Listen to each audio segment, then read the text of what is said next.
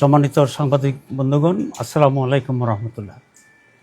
আমি বেশ কিছুদিন পরেই আজকে আবার আপনাদের সামনে হাজির হয়েছি। মাঝখানে আমার হার্টের স্ট্যান্টিং ছিল, সেই জন্য কিছুদিন রেস্টে ছিলাম। তো আপনারা দেখেছেন যাওয়ার সময় যে ইউরোপীয় ইউনিয়নের একটি হাই লেভেল ডেলিগেশন আজকে আমির জামাতের সাথে সাক্ষাৎ করতে আসছেন, এবং সেখানে ইউরোপিয়ান ইউনিয়নের ডেপুটি চিফ যিনি ছিলেন তিনি এটাকে লিড করেছেন, এবং বাংলাদেশি ইউরোপিয়ান ইউনিয়নের যিনি অ্যাম্বাসেডর তিনিও এখানে উপস্থিত ছিলেন। দীর্ঘ সময় ধরে আলোচনা হয়েছে। আলোচনার মূল কনসেন্ট্রেশন ছিল আগামী নির্বাচন, তারপর অবজারভার পাঠানোর যে বিষয়টি, এবং একটা এগ্রিমেন্ট করা বাংলাদেশ এবং ইউরোপিয়ান ইউনিয়নের সাথে, রোহিঙ্গা ইস্যু, এই সব কিছু মিলেই আলোচনা হয়েছে। আমরা বলেছি যে বাংলাদেশে একটা ফেয়ার এবং ক্রেডিবল ইলেকশন অত্যন্ত জরুরি, কারণ বিগত ৫৫ বছরে বাংলাদেশের যে ক্রাইসিস তৈরি হয়েছিল এর অন্যতম প্রধান কারণ ছিল সুষ্ঠু এবং সঠিক নির্বাচনের অভাব। এবং আমরা এটা দৃঢ়ভাবে বিশ্বাস করি,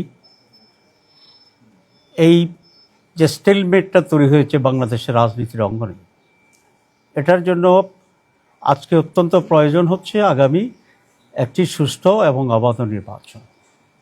যদি আগামী নির্বাচনটি অবাধ এবং সুষ্ঠু না হয়, নিরপেক্ষ না হয়, তাহলে ক্রাইসিস কিন্তু শেষ হবে না, ক্রাইসিস আবার নতুন করে তৈরি হবে এবং এটা আরও গভীরতর হবে।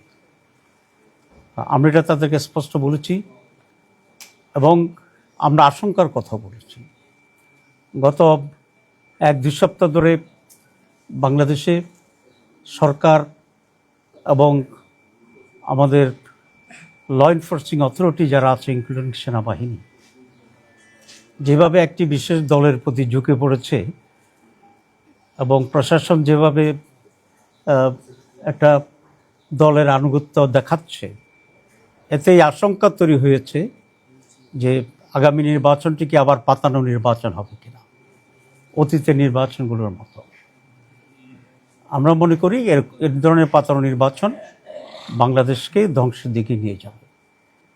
আমরা ইলেকশন কমিশন, গভর্নমেন্ট এবং অল আদার ইনভলভ অথরিটির কাছে আবেদন করি, তারা যেন এখনই এ ব্যাপারে নিরপেক্ষ হয় এবং বাংলাদেশকে সেভ করার জন্য তারা ভূমিকা পালন করে।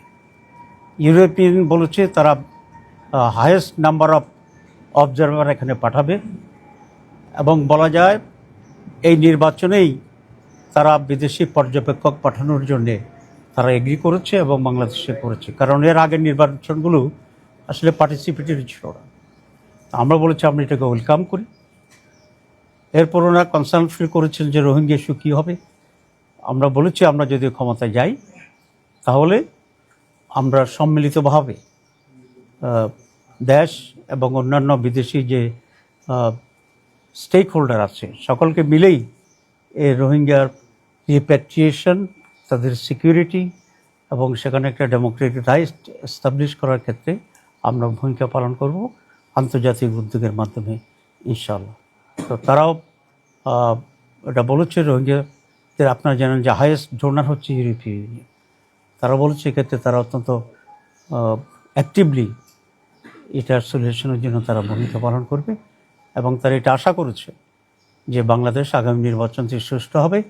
এবং জামাত ইসলামীর পক্ষ থেকে আমরা তাদেরকে আশ্বস্ত করেছি যে নির্বাচন সুষ্ঠু এবং অবাধ হওয়ার জন্যে যা কিছু করার প্রয়োজন জামাত ইসলামী সেটা করবে এবং সহযোগিতা করবে। সবাইকে ধন্যবাদ। ঠিক আছে, জি, থ্যাংক ইউ। চল।